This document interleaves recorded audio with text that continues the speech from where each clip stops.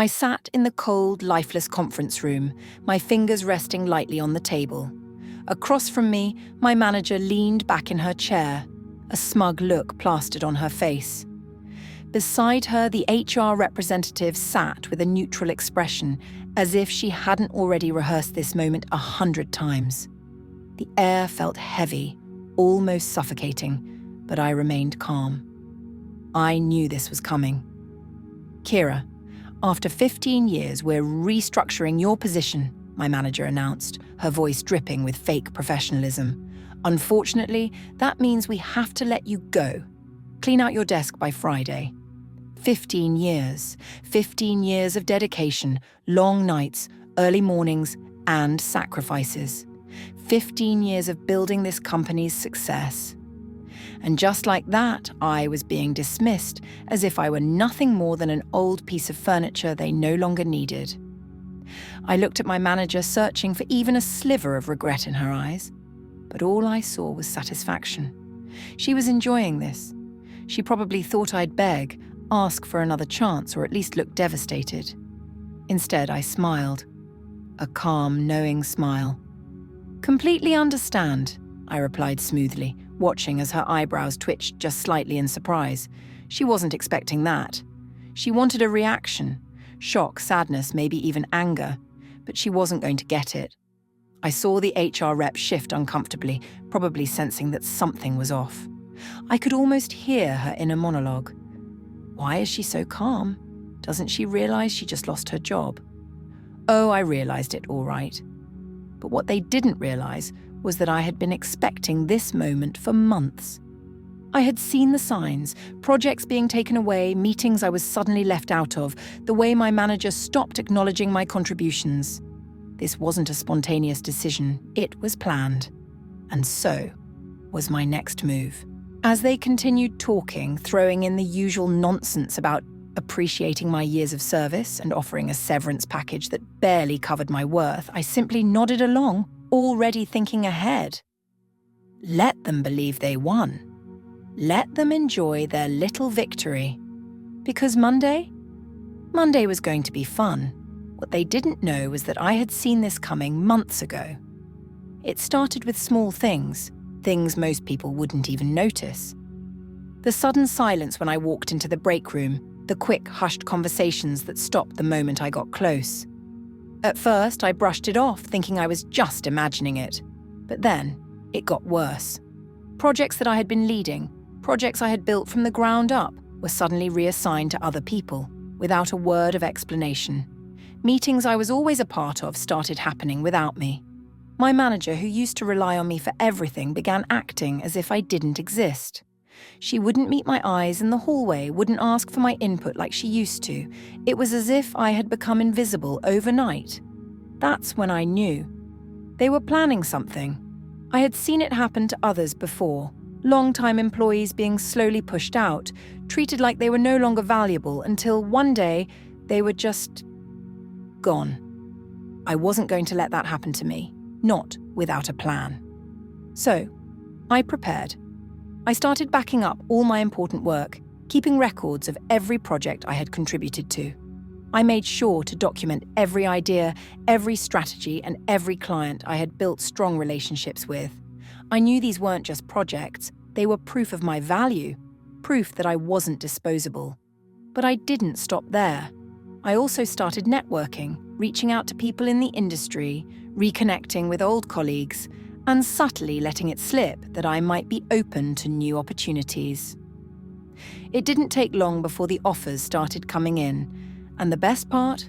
One of those offers was from a company that just happened to be my current employer's biggest competitor. A company that valued experience, a company that knew exactly how much I was worth. So while my manager and HR sat there thinking they had caught me off guard, believing they were in control, I sat there knowing the truth. They thought they were getting rid of me. But in reality, I was already one step ahead. I wasn't going to sit around and wait to be blindsided. If they thought I was just going to pack my things and disappear quietly, they had another thing coming. The moment I realized I was being pushed out, I got to work. I started collecting everything I had ever contributed to this company, Every report, every strategy, every successful campaign I had led. Not to steal from them, but to have proof. Proof that I wasn't just another employee.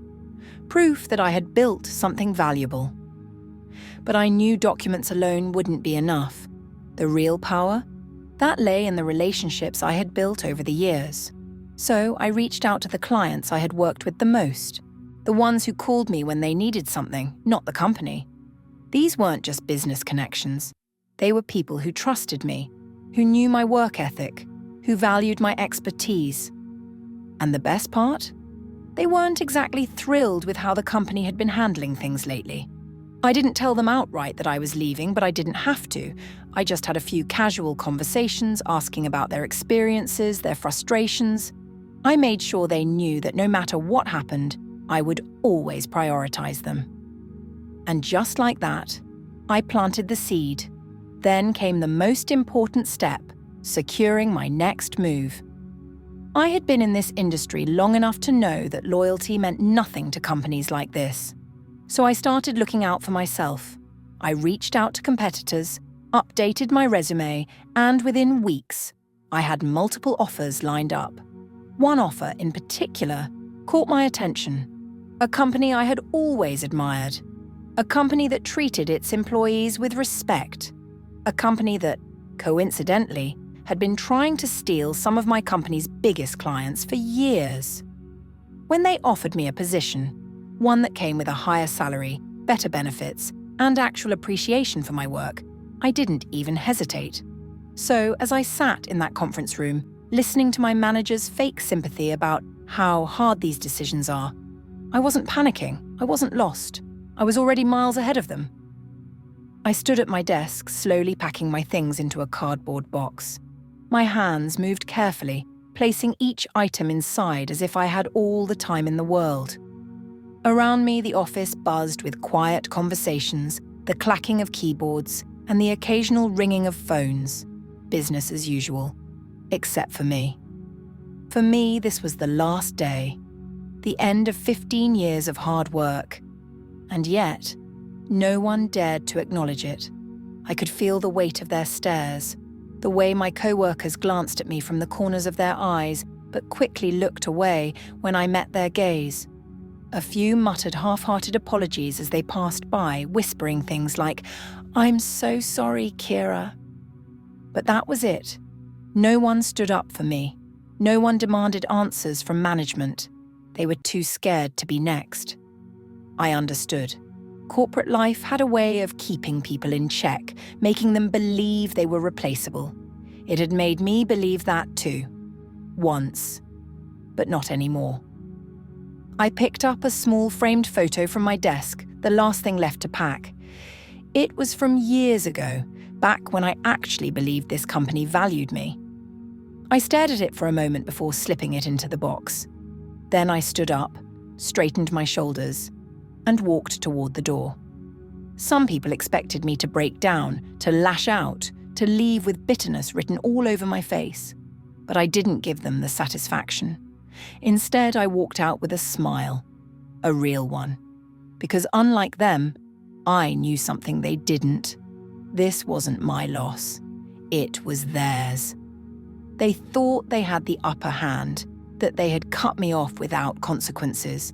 But what they failed to realize was that I wasn't walking away empty-handed.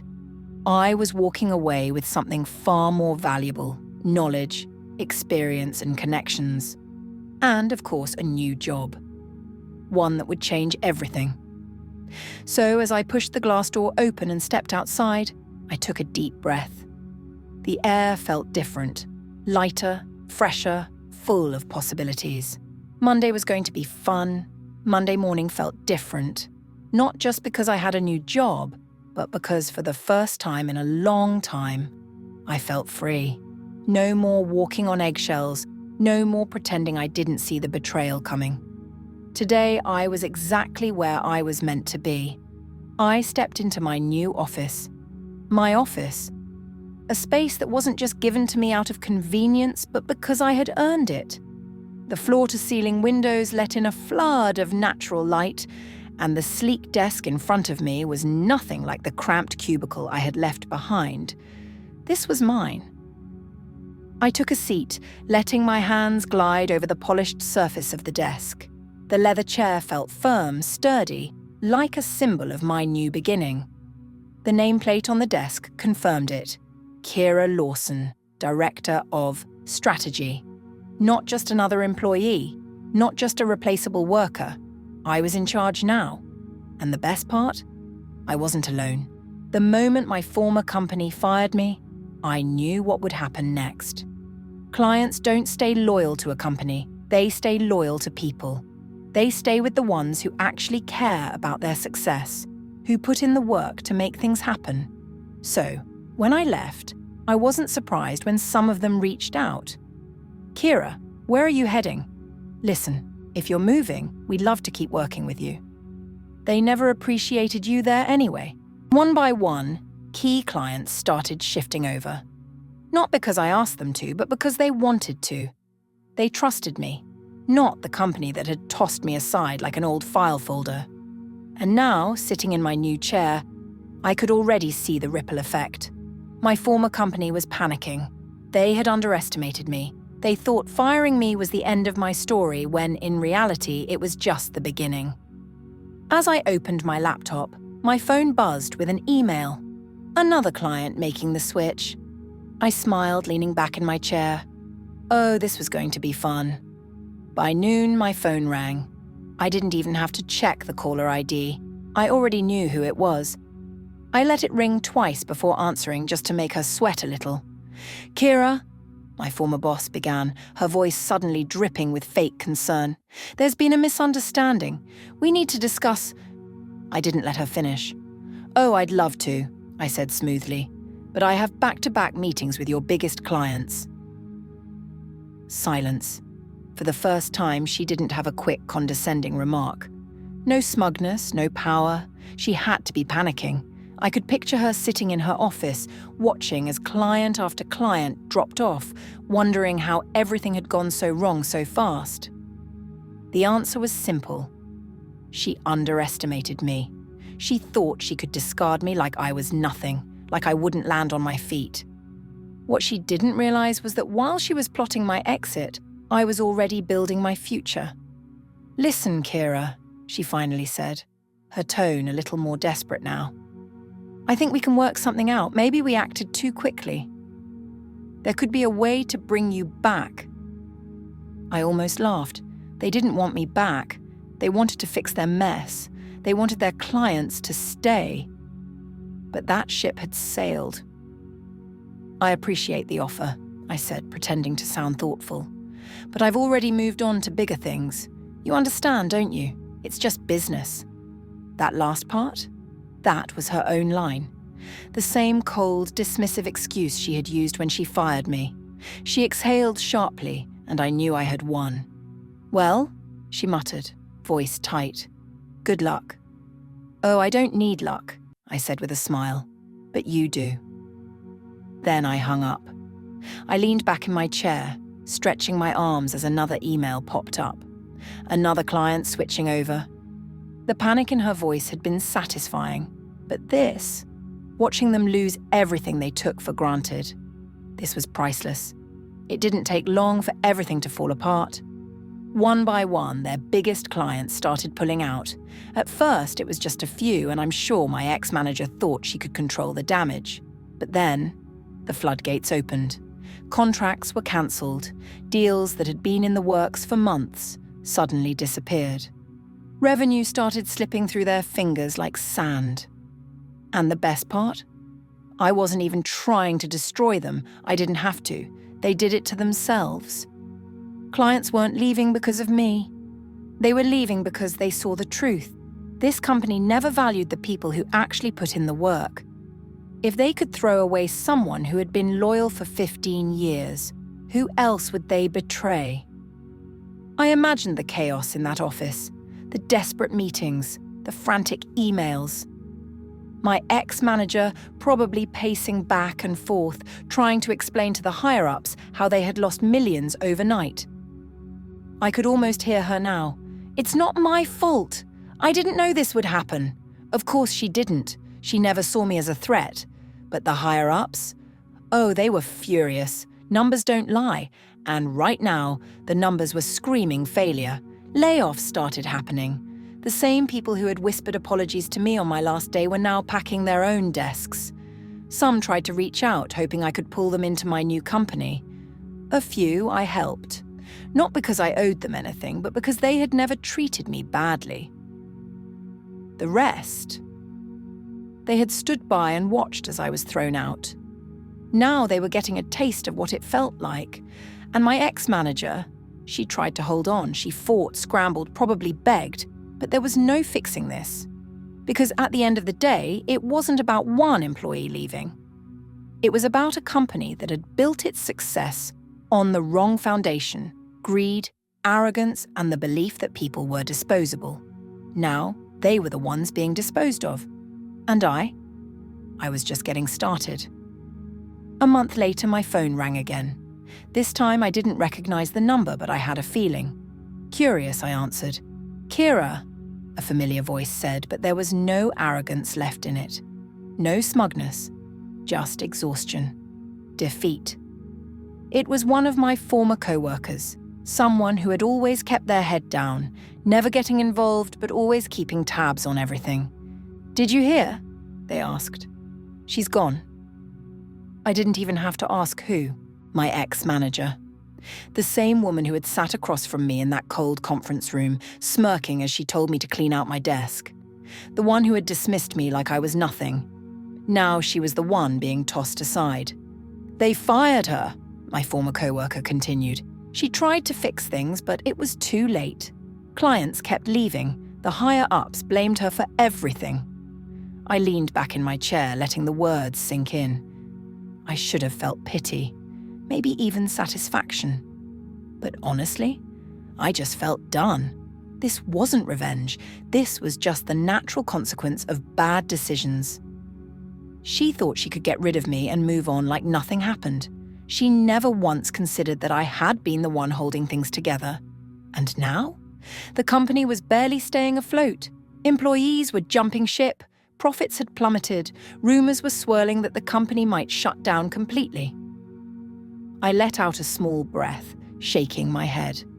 It was almost too predictable. After a moment, I opened my laptop, typed out a short, polite email, and hit send. "Completely understand. Good luck." That was all. No anger, no long speech, just the same cold words she had thrown at me. And then I closed my laptop and moved on. Because unlike her, I had a future. I leaned back in my chair, gazing out at the city skyline from my office. The view was different from what I was used to, brighter, higher, better. But what really mattered wasn't the office or the title. It was the fact that I was finally somewhere I was valued. Somewhere I wasn't just another employee waiting to be replaced. The irony wasn't lost on me. I had spent years helping build my former company, putting in extra hours, fixing their messes, bringing in clients, only to be tossed aside like I didn't matter. They thought they could move on without me, that I was just another name on a payroll sheet. They were wrong. Now, as I sat in my office in a company that actually saw my worth, I realized one thing. I didn't lose. They did. They lost the clients who trusted me. They lost the knowledge and experience I carried.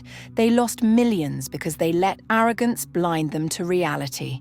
And most of all, they lost the game they thought they controlled. See, I never wanted revenge. I never needed to destroy them. All I did was take what I had already built and put it somewhere that appreciated it. The rest? That was just cause and effect. Their actions led to their downfall. I just moved forward. And that's the thing about people like my ex-manager. They think they're untouchable. They think power is about having control over others. But real power is knowing your worth and never letting anyone take it from you. My phone buzzed with another email. A new opportunity, a bigger deal, the kind of thing I would have been passed over for in my last job. But here, I was leading it. I smiled, closing my laptop. They thought they were playing the game. Turns out I had been winning it all along.